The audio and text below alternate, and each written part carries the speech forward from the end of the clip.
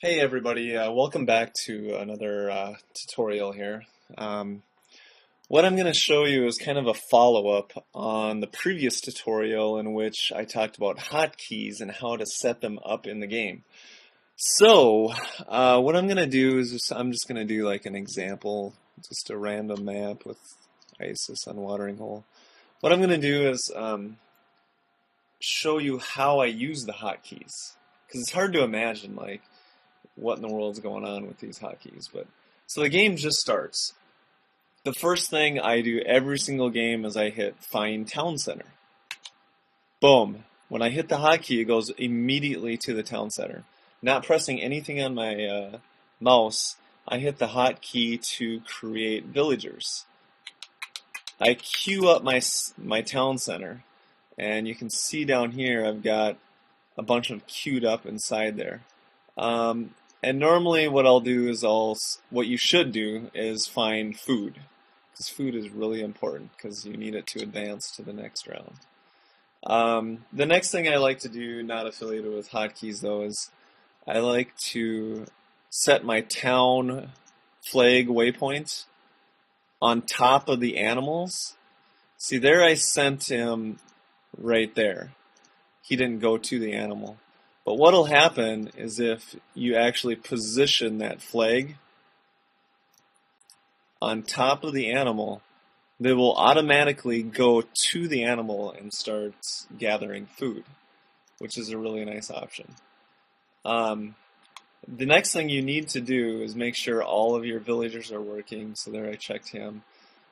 Your scout, the Egypt scout kind of sucks, but I guess you gotta do what you gotta do. So this guy is this is where you like to do waypoints. You know, I can click on him, I'll right click him, and he'll go here, and that's it. And then he stops. Well, what waypoints do is it allows you to send that scout to many places at the same time. Oh, going back to town, queue up villagers, and then I clicked idle military.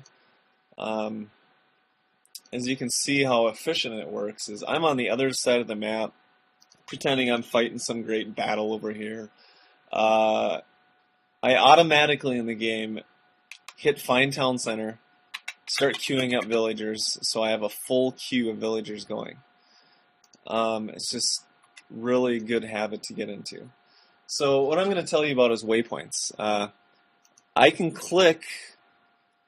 right click, and he'll go to that point. If I right click, or I'm sorry, control plus the right click,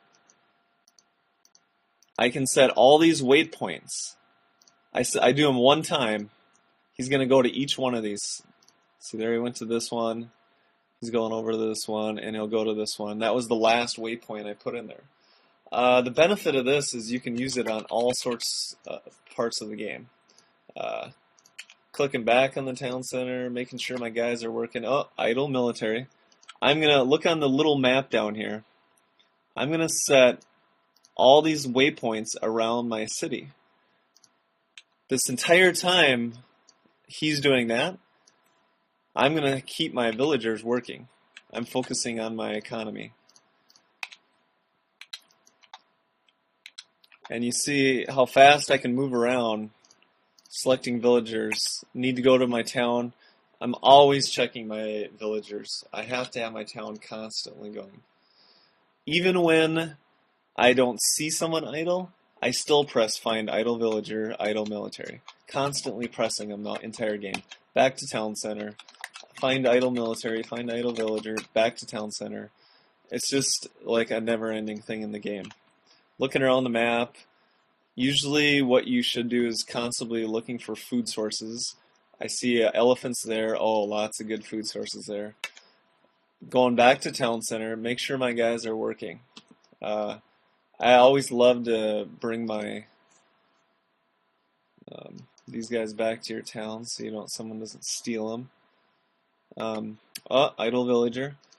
I'm creating more waypoints now. He's gonna check out that whole side of the map now.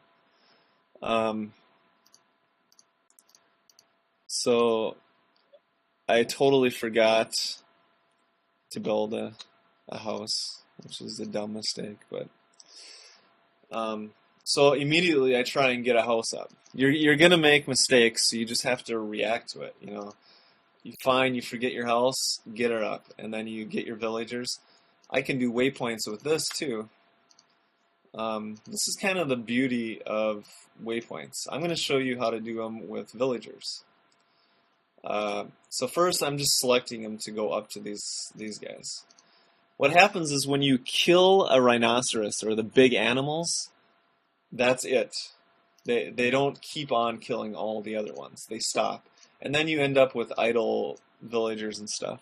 So I'm just going to do an example of, okay, I select them all to create this, and then I'm going to do control click on each one of these animals. Now what that does is they will kill every single one of these animals. First I'll do this one, then I did that one as a waypoint. This was the next waypoint. Then over here was another waypoint. And then finally the elephant was the last one. It'll kill every single one of those without me ever going back to them again. Which is really amazing. I'm not doing this as good as I should be, but I'm trying to kind of give a tutorial here on just the waypoint side of it. But normally you got to get your houses up, keep your temple, keep your building.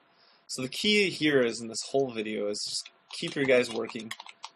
Go back to your town center, make sure it's queued up. You got to constantly be making villagers. I'm always checking up on my guys.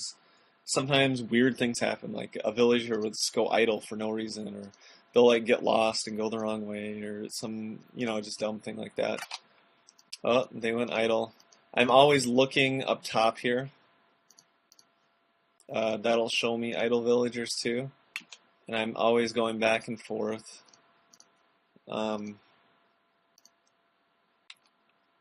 See, they finished killing that guy. Without me clicking anything, they're automatically going to the next rhinoceros and they're killing him.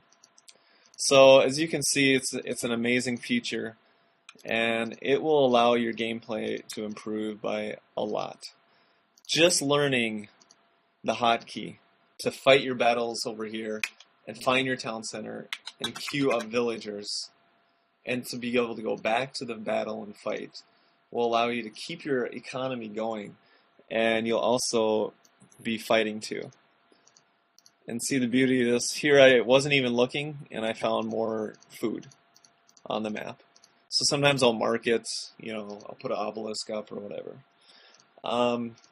So that kind of just ends my tutorial on hotkeys here. If you have any questions, you can always email me, go to my website, post something on YouTube or whatever.